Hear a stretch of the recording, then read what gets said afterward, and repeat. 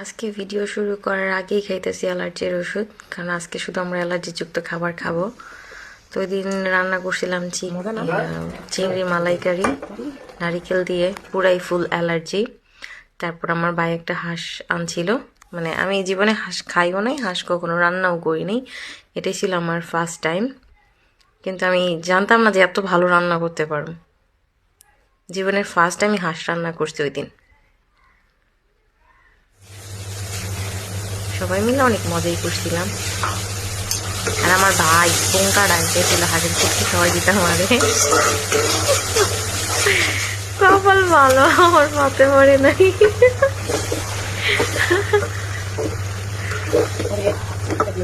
হাঁসটা কচুর বাবুই কাটছে, গুছায় গাছায় দিছে, আমি আবার কাটি কুটি নেই। আমার কেমন জানি আনইজি লাগতেছিল, কখনো খাই নেই তো। তো এই হাঁসের মাংস রান্না বসাই দিয়ে আমরা নারিকেল দিয়ে মুড়ি খাইলাম,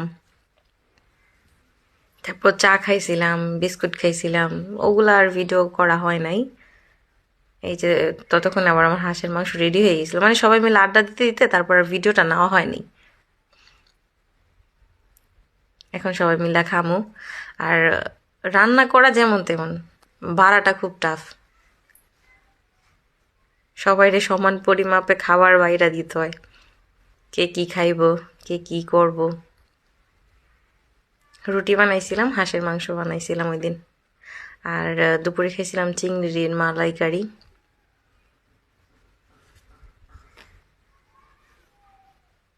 আমি জানতাম না যে এতটা টেস্ট হইব হাঁসের মাংসটা।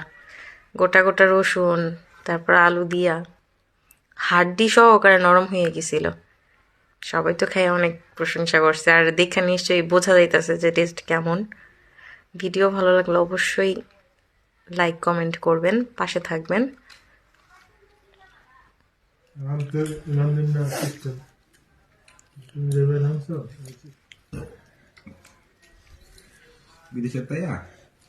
দেখতে পারতেছেন যে কতটা নরম হয়েছে।